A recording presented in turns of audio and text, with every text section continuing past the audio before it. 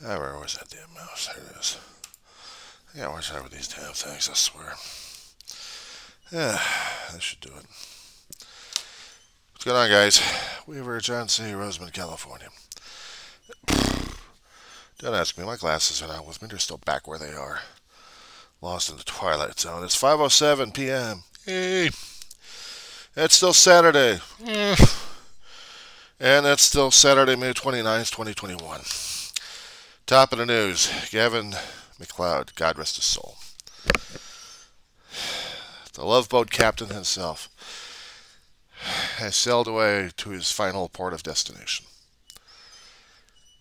I had seen this guy do many Princess Cruise advertisements. I had seen him on Love Boat, but I had never seen some of his earlier works, except for a very few movies. And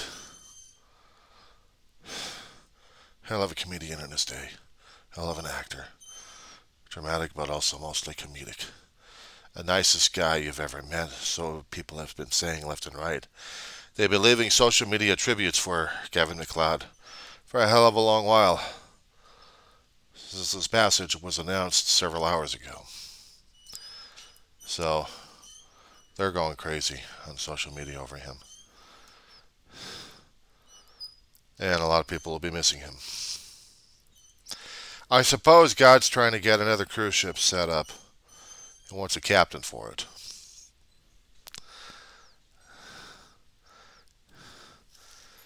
Yeah. He'd be in good hands with one anyway. On to other things. Well, I'm trying to stay the hell away from politics. Politics. Okay, enough of that damn thing. Personal life. Oh my god, I gotta mention that P word, didn't I? Okay, where's Pandora's box? It's creaking open and things are leaking out of it. Mold and everything else creeping. And I look across the waves and I gotta see that coming out. I'm in trouble now. Okay. Things I have to make a joke about that are actually serious and health conscious. Because if I don't get a handle on this damn place, I'm really gonna get myself handled out of this place. When you're dealing with physical and mental health ailments, it's not exactly the funnest damn thing. I know, why don't I ever get any help? Because I don't trust anybody. It's my problem. It's part of the situation I have. I don't like and trust people that much. But when I do like and trust them, I still keep my distance sometimes. I mean, there are good friends I do have. However, they got their own lives living. There are people out there dealing with personality issues. There are also people dealing with physical ailments, and not to mention they're dealing with families that have physical ailments, and down the road they're going to have mental health ailments because of the physical ailments. Now, if any one of you folks have been trying to keep up with this lunatic here and his madcap stories about what's going on inside of his thick skull, then you probably would know a lot of viewpoints, a lot of opinions, observations, and stories about my own damn mental and physical health. Recapping some of it. Born as a 60s love child. I had a malformed heart since I was born a month early. I had valves leaking, and then I had a hole in a chamber. So the pediatricians at the time, from birth all the way through age of 4, didn't pick up on the damn thing. I've seen a lot of them. But there was a doctor who was covering my assigned pediatrician, who was a cardiologist, a pediatric cardiologist. He picked up on the damn thing immediately. He heard it whistling. Why didn't any other doctors figure out on this damn thing? But back in the 60s, you would expect maybe the technology during that time they would have sharper ears, but they didn't. This guy did. He heard it. And there was a hospital right next to the doctor's office. And what my mother was realizing at the point, her son was really sick. All the illnesses, or all the coughings and all the visits, and they didn't pick up on it, and this guy did. She was grateful, pissed off, but she was also grateful at the same time. and then became a worried nut job afterwards. Not to mention having the entire blood clan going crazy over Ma's way of trying to take care of me. But she had to fend them off and also had to deal with our grandmother, and she had to deal with my older brother and his issues while I'm going through the hospital. How the hell did she do it? I don't know. But I know she was struggling like crazy for a woman like her.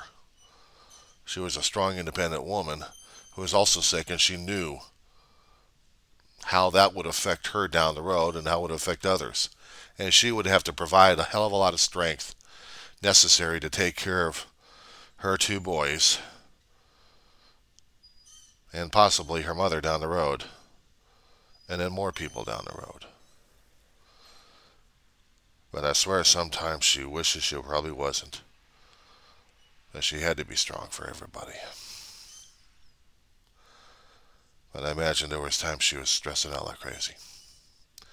Meanwhile, I'm in an oxygen tent, trying to breathe through this plastic wrap shit. I'm lying down on a bed looking up, and I'm wondering how come I'm in a tube. Actually, not in a tube, in a box. Yeah, they had oxygen tents during that time. They flooded this whole bed with oxygen. It's sealed up with something, plastic wrap or something. And I'm able to breathe in and out comfortably enough, struggling like crazy and coughing my head off.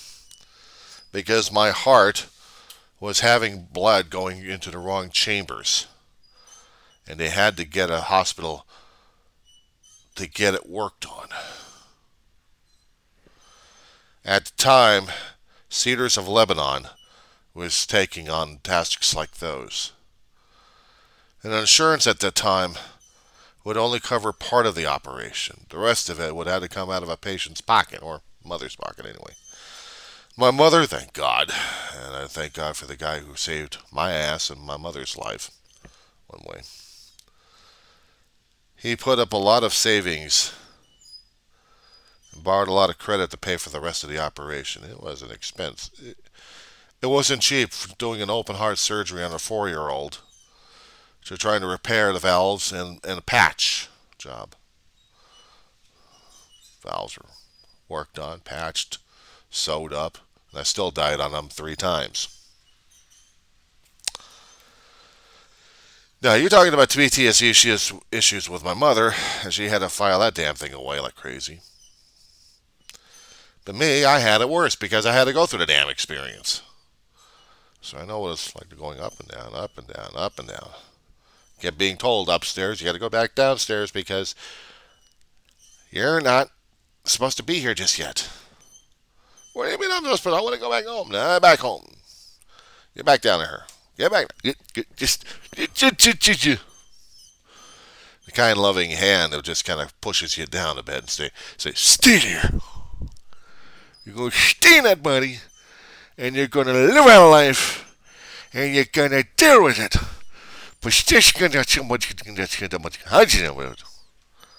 All right. I'm going. I'm staying. Next thing I know, I'm in a recovery room trying to tell Ma about this damn thing.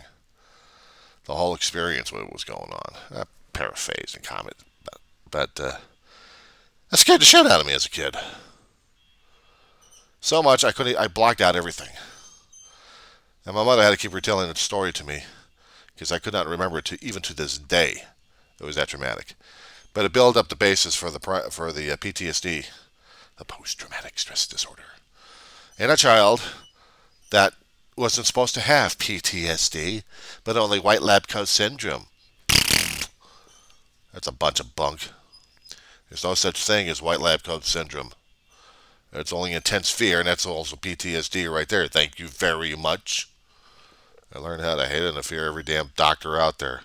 Every damn lab coat. My blood pressure would go skyrocketing. You just show me a damn white lab coat, even for I'm a student going through a college, and my blood pressure would go up. Even to this day. Community college I'm going to in Lancaster, California, the only one out there, Antelope Valley College. Go Marauders. Yay. Anyway, the students would be walking around with the white lab coats. Even some of the uh, would-be scientists. And already I'd feel the blood pressure going up. I'd already feel the tension in my chest. I already feel the fear going on. Because I knew what that entailed. I knew what that was entailing. Because that was my own intense fear. That was the only reaction of set up years later that still continues to this day of me fearing death and then fearing life at the same time. So yeah, psychological issues, oh yeah. Health issues, oh yeah. And I'm still surviving. I don't take any medications. I don't trust any doctors with medications. The only medications I be taking is Tylenol for my damn headaches. And when I get them, I have to take them sparingly. Because also I try to keep up with how much damage excessive usage of certain medications are to a human body. To the biochemistry, to the neurology, even if it's toxic to the organs themselves, I have to watch out for that. So these are the things I have to deal with for my physical health. Mental health is a different story, and mental health, but dealing with the COVID that we're experiencing and getting out of, thank God, had put me onto a situation where I'm doing these things. I'm talking to you like this. Listen to me, buddy. I'm talking to you. I got some stuff to say for you. I can just get the stuff off my chest here somewhere. Way to go. It's under the table here somewhere. Dang it, my dog just ate it up in the damn plate again. Here's sneaky dog. This is sneaky dog. She's a sneaky jackrabbit. That's what she is. I can make fun about memory loss sometimes. Especially when you get the CRS, the can't remember shit syndrome. Some things I can't remember, and other things I'm just, you sorry son of a she dog. It's in there somewhere. It's got a rattling around these old damn bones of mine. I can make fun of the damn thing. I can make fun of myself at this point over here. But the thing is, what I'm trying to tell people is, I'm human, okay? I have a lot of hang-ups like everybody else does, and I've been dealing with the COVID as best as I can. I've had online classes, online professors. It wasn't the easiest damn thing, getting all the damn books from Amazon, costing an arm and leg and then some. Thank God for school grants. So a way to pay for the damn things. I also what it's known to be physically, mentally impaired for a long while. I also know what long-term grief does to a person. So I'm also going through the damn thing in the first place. A long while I've been dealing with grief, loss of relatives, from the extreme edge all the way through my brother in the past of my lifetime. The past 10 years I lost both my mother and then my brother, which opened up the doors and put me into a mental straitjacket. So yeah, definitely be ready for the padded room at this point. And I'm still alive. I'm still breathing. Barely. If I can get the damn mold taken care of, I'd be breathing a lot more. I gotta fight with those damn bastards. It affects my health one way or another.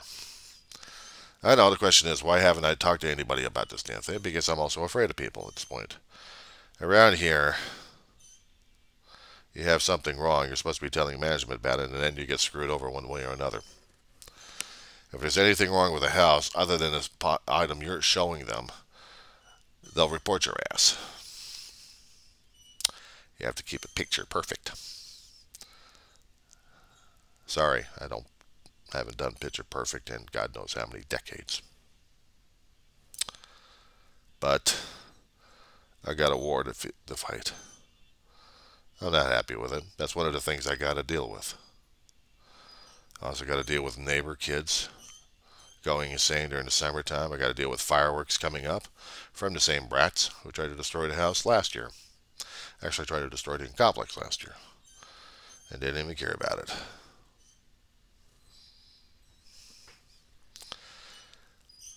I've also got school coming up in the fall I'm looking forward to. Physical contact, thank God. I can walk on campus and deal with stuff. Probably carrying a mask. I'm also vaccinated, thank God. So these are the things I have to deal with, my own mental and my own physical health.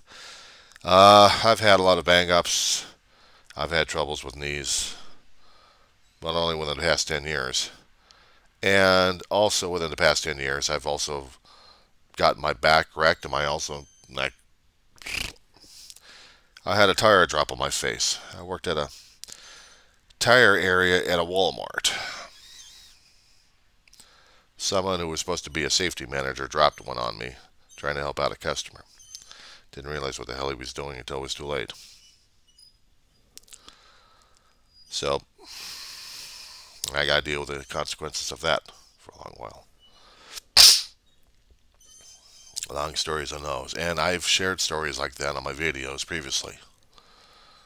So as I said before, when the COVID kicked in, I was doing a lot of videos talking about my life, my past, my observations. And I'll say it to other people these days, I am not an expert in anything. I only go by what my observations and my own experiences, what I've seen, what I've read, what I've come across. And that's what I share with people. My own personal knowledge, my own personal observations, what I see, what I hear, and what goes on around me. I throw in my own interpretation. I am not a guru. I've never been an expert in anything at this point over here, but I've been studying a hell of a lot of things in the past 10 years. And actually more so growing up as a kid. Final note. One of the guys that I was watching on YouTube, actually there's a group of guys out there who are practically gurus in their own techie world regarding video games. Production, making them, playing them, going crazy. Having their own issues at home. I can't relate very well with the current generation. I can relate well with the people who had the Pong generation. Atari. Stand-ups. Pinballs. Consoles. The pixels and rasters.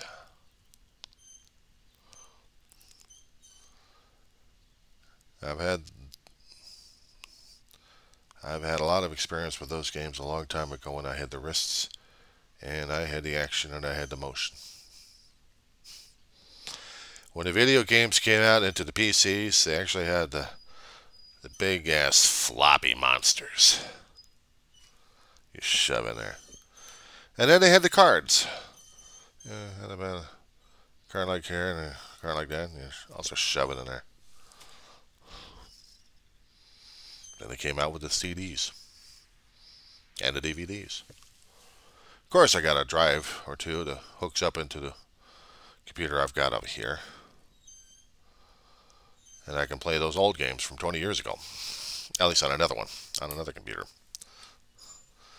And some of the newer games, somewhat, on this one here. My reaction time sucks. I get killed too many times. I study the layouts when I'm playing. I've played Star Trek Elite Force 1 and 2. I've done Armada 1 and 2. I have done Star Wars TIE Fighter when it came out in the cards and then in the disc, the CD disc. It's better when you don't use a keyboard or those kind of hand controllers. Screw it, give me a damn joystick with a throttle control. I can kick ass on that one. A long time ago. And when it came out with the Battlefront, the original, and then it came out with number 2. Those are the games I keep playing. As I said before, also the Armada. Not so much of the Elite Force, but sometimes I do that too. Well, what can I hate? I've had my own science fiction picks in my group in my life. I've been a fandom of a lot of things. Star Trek was okay. Star Wars was okay. But when I did it on the streaming services, I didn't have the technology. I didn't have the internet hookup for it. And I didn't have the right computer for that. So I missed out on the updated Star Wars Battlefront and Star Wars Battlefront 2. Of course, I did have Empire at War. I think I have that DVD somewhere around here. Just haven't played that game in a long while. Something about that game I never liked in the first place. I'm commanding a group of people. Here I prefer doing a solo act trying to kill people left and right. And I prefer doing third person instead of a first person. At least I can be able to see the surrounding area, what the hell I'm trying to shoot at and what's trying to shoot at me, so I can react faster to that one. So if I'm going to be playing Star Wars Battlefront, I have to play it aggressively as I can, but also smart. Especially which particular guy I'm going to be landing shots on left and right. And if I'm going to be doing a sniper, I'm going to be doing a sniper on these guys. When I got into Star Wars Battlefront 2, the original, I did the rocket launcher, and I discovered that their particular forms of landmines are a hell of a lot better than the original one was. I couldn't even find where the damn landmines are. I still can't. But number two, I can do it too. But here, I am going to be burned in complete, absolute effigy on the gaming platforms that nobody will be touching me ever since. Here is the declaration. There are cheat codes. Let me say that again. There are cheat codes online. You can say it. I am a cheater. And this is why I don't go against head-to-head to people. I go against to a computer. If I'm getting that bored to death, I'll go against the damn computer with the cheat code so I can still have a 50-50 chance of getting myself killed. They got a God mode. They got absolute ammunition. You think you're going to be winning. You slow your reactions down a bit, and then you get your squad killed, and you start being defeated left and right. You have to keep a balance in there somewhere. Otherwise, even when you try to go full tilt with godhood and absolute ammunition, you can still lose the damn game. Now, Battlefront 2 had them. Battlefront 1 didn't. Armada did. And Armada 2, all you had to do was change the programming inside. Cheat codes on that one. Extend the transporter. Make the shields stronger. Increase resources of all sorts. Basically, when you're going in the campaign modes, in the game modes, and you had some of the cheat codes going on for Armada and Armada 2, you're able to play through the game and try to survive with most of your fleet intact. And kicking ass on the Borg, on the Klingons, kicking ass on the Cardassians, and then the Romulans, and back on the Cardassians again.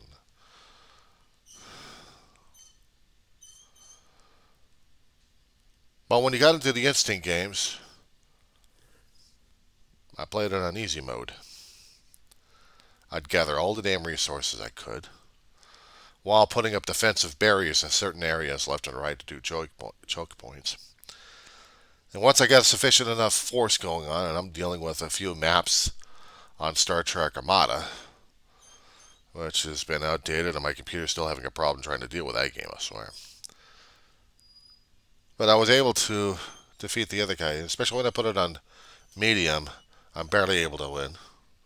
And hard, yes, well, my skills suck. Over the past 20 years, they suck. They suck, they suck, they suck. That's why I never went head-to-head with anybody, because I know I suck.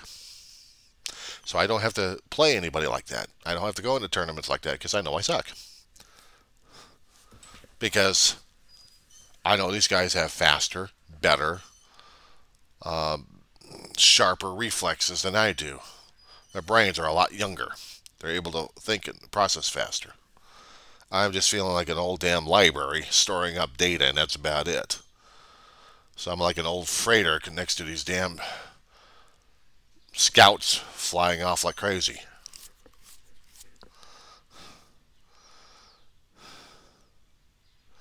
But that's how I played. With myself. I didn't play with any other tournaments.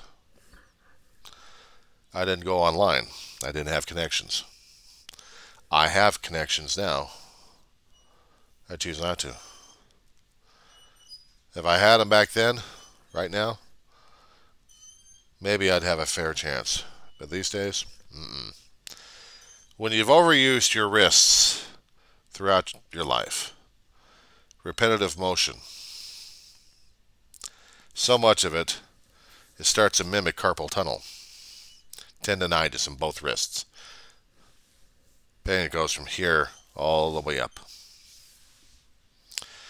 It's only when I'm using the keyboard so much and the joysticks, if I had them so much, that I don't do console games as much as I used to. Play a good game of solitaire. But this is my long-winded story, and I probably will drive you people crazy.